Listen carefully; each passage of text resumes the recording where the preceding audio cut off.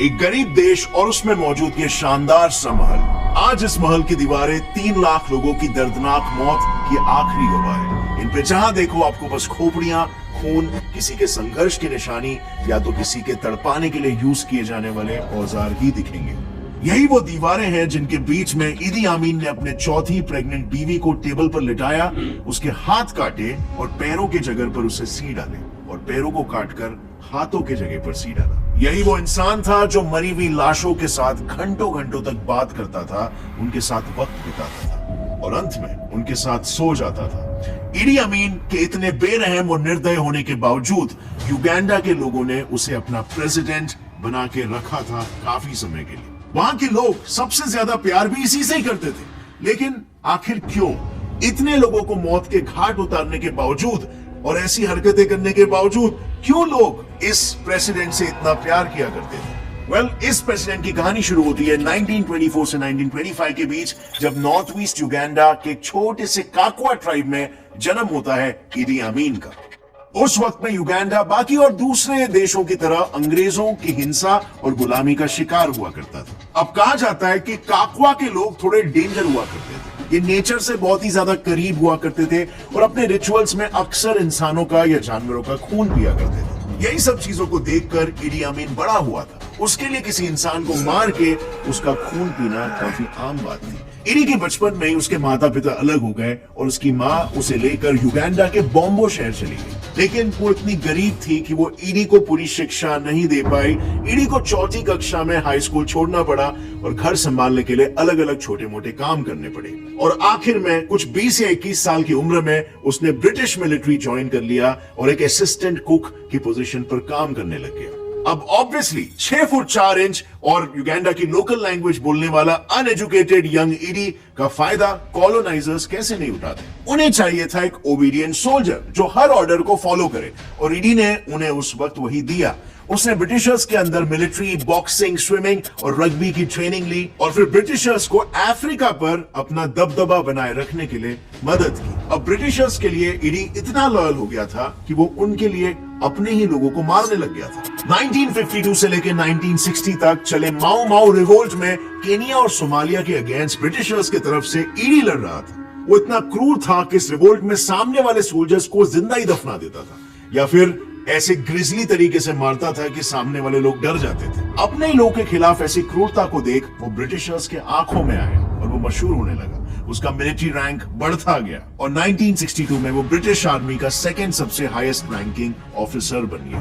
British army में अपनी position बनाने के सफर में उसे एक दोस्त मिल गया था, मिल्टन ओबोटे। ये भी ब्रिटिश आर्मी में एक हाई रैंकिंग पोजीशन पर था और इन दोनों की दोस्ती इतनी गहरी हो गई थी कि वो लोग ब्रिटिशर्स के नाक के नीचे उन्हीं के गोल्ड, आइवरी, आर्म्स और एमिनेशंस और कॉफी की स्मगलिंग करने लगे।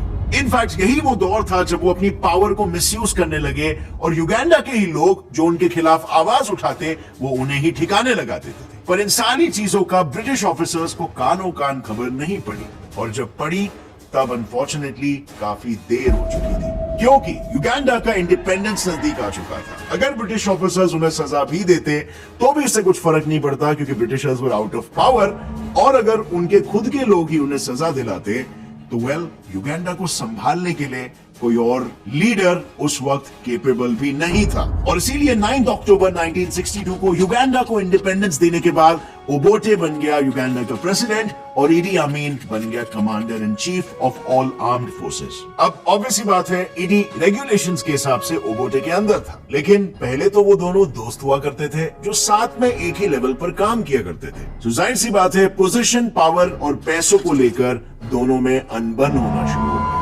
अब फ्रेंड्स, जैसे पावर और इन्फ्लुएंस इजीली ट्रांसफर होता है और ये अनबन इस हद तक बढ़ चुका था कि ईदी ने ओबोटे के खिलाफ एक पूरी आर्मी को खड़ा करना शुरू कर दिया था जो ईदी के साथ मिलकर ओबोटे को जान से मारने के लिए तैयार हो गए थे। लेकिन जैसे ही ओबोटे को इस बात की खबर मिली उसने ईदी के रैंक को डिमोट कर दिया। उसने ईदी को commander in chief of all the armed forces से commander in chief of the army बना दिया और इससे दूसरे सारे आर्म्ड फोर्सेस से ईदी का इन्फ्लुएंस टूट गया। इसके बाद तो मानो ईदी गुस्से से आग का बबूला हो चुका था। उसे अब सिर्फ 2 चीजें चाहिए थी, प्रेसिडेंट की पोजीशन और ओबोटे की मौत। पर उसने ये डायरेक्टली नहीं किया। अपनी पोजीशन गेन करने के लिए वो हमेशा लोगों के बीच जाता, उनके साथ डांस करता और उनकी प्रॉब्लम्स को समझता और सॉल्व करता। इससे लोगों में वो काफी पॉपुलर होने लगा और लोगों का उस पर भरोसा भी बिल्ड होने लगा।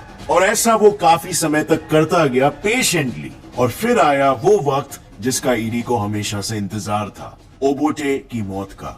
पर वक्त को अभी तक शायद ये मंजूर नहीं था। 25 जनवरी 1971 को Commonwealth heads of government meeting के लिए ओबोटे सिंगापुर गया और इस मौके का फायदा उठाते हुए ईडी ने खुद को युगांडा का प्रेसिडेंट घोषित कर दिया। अब उसकी आर्मी का युगांडा पर दबदबा तो पहले से ही था, प्लस उसकी इमेज भी लोगों के सामने काफी साफ थी। लोगों के लिए he was just a soldier with concern for his country and it's people.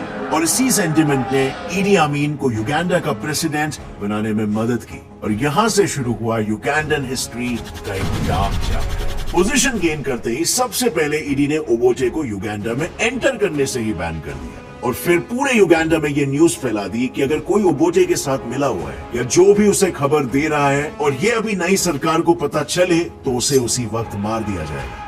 और फिर इसके बाद ईडी ने एक पूरे किलर स्क्वाड को खड़ा किया जिसके बारे में ईडी के अलावा और कोई नहीं जानता था।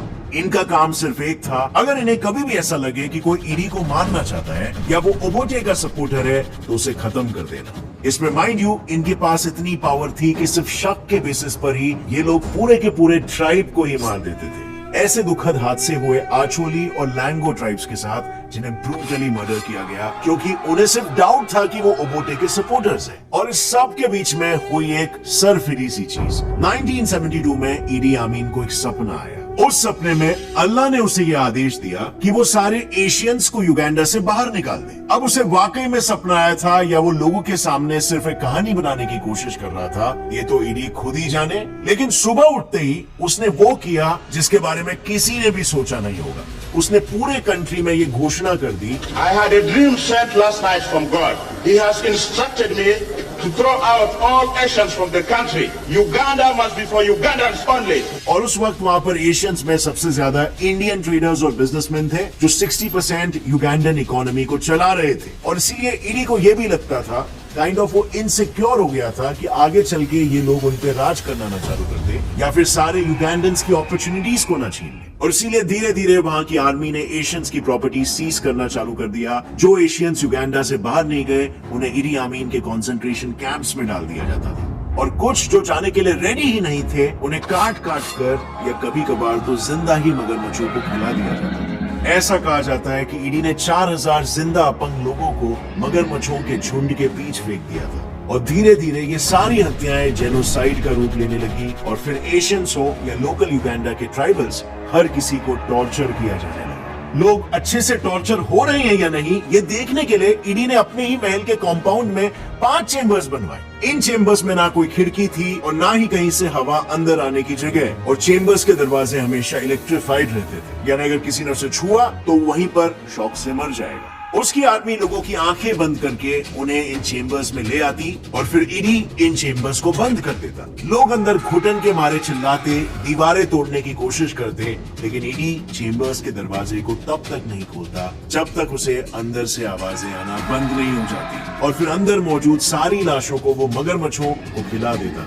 बहुत बार तो वो उन चेम्बर्स के अंदर पानी छोड़ता और फिर उसे इलेक्ट्रीफाई कर देता और इससे अंदर मौजूद सभी लोग इलेक्ट्रिक्यूट हो जाते। और ऐसा भी कहा जाता है कि ईडी हिटलर का सबसे बड़ा सपोर्टर था। उसने ऐसा खुद कहा था, अगर ये सब हिटलर ज्यूज के साथ कर सकता है तो मैं इनके साथ क्यों नहीं कर सकता हूँ। और इसीलिए कभी कभार ईडी अपने चेम्बर्स को गैस चेम्बर्स में बदल देता। वो लोगों को अंदर भर के पॉइजनस गैसेस छोड़ देता और लोग वहीं पर तड़प तड़प के अपना दम तोड़ देते। ऐसा कहा जाता है उसने अपने इन टॉर्चरस चेम्बर्स में लगभग 5 लाख से भी ज्यादा लोगों की जानें ली। बहुत बार तो ईडी जिन्हें मारता उनकी लाशों को अपने कमरे में ले जाता और फिर उनके साथ घंटों घंटों तक वक्त बिताता या कभी कभार तो उनके साथ सो भी जाता। और ईडी का ये कमरा बहुत ही गुप्त था, इसमें किसी को भी अंदर आने की परमिशन नहीं थी। कोई नहीं जानता था आखिर ईडी वहाँ क्या करता है। और इस कमरे का राज तो तब खुला जब एक दिन उसकी 5वीं बीवी छुपके से उसके कमरे में गई और तब उसने जो देखा शायद वो अपनी पूरी जिंदगी में भी उस दृश्य को भुला नहीं पाई। वहाँ उसने 2 बड़े फ्रीजर्स के अंदर 2 कटे हुए सर देखे और उस कमरे में बहुत सारी लाशें ऐसी थी जिनके कुछ अंग गायब थे, जैसे कि होठ, लिवर, नाक और जेनिटल्स। ईडी के इस पहलू को कोई नहीं जानता था, लेकिन इससे शायद उसकी मानसिकता झलकती है। कुछ तो बात थी कि ये सब किया जा रहा था, लेकिन लोगों के सामने वो तो the man of the people ही था। लेकिन धीरे धीरे करके ये खबरें लोगों तक पहुंचने लगी, लोगों के सामने उसका असली रूप आने लगा। इनफैक्ट उसने एक इंटरव्यू में सबके सामने कह दिया था कि ह्यूमन मीट लेपर्ड मीट से ज्यादा सॉल्टी होता है। उसके पर्सनल डॉक्टर ने ईडी को ये डायग्नोज किया था कि उसे हाइपोमेनिया, स्किज़ोफ्रेनिया और सिफिलिस जैसी दिमागी बीमारियां हैं, लेकिन ईडी उसे मानने के लिए तैयार नहीं था और वक्त के साथ साथ उसका पागलपन और बढ़ता गया और युगांडा की इकोनॉमी गिरती गई। और इसके बाद पावर में रहने के लिए उसने टैंजानिया पे अटैक कर दिया और वो हार गया। हारने के बाद वो लिबिया भाग गया और फिर वहां से सऊदी अरेबिया और अंत में 16 अगस्त 2003 में ऑर्गन फेलियर की वजह से उसकी सऊदी अरेबिया में ही मौत हुई। सो फ्रेंड्स, ये थी कहानी युगांडा के सबसे क्रूर लीडर ईडी आमीन की। अब मैं आपसे पूछना चाहूंगा, कुछ लोग के लिए ईडी आमीन एक अच्छा इंसान था, एक फरिश्ता था, और कुछ लोगों के लिए ये क्रूर डिक्टेटर था। आपको क्या लगता है? अगर आपने इसके बारे में पढ़ा है इतिहास में, तो आपको क्या लगता है? आप कौन से साइड को ज्यादा सपोर्ट करना चाहोगे? क्या आपके हिसाब से ये युगांडन्स के लिए एक फरिश्ता था या फिर एक क्रूर इनह्यूमेन डिक्टेटर? और अगर इस वीडियो से आपको कुछ भी नया सीखने मिला, एक लाइक जरूर ठोकना, अभी सब्सक्राइब कर लो और बेल नोटिफिकेशन दबाओ ताकि आगे आने वाली हमारी कोई भी वीडियो की अपडेट आप मिस ना करें।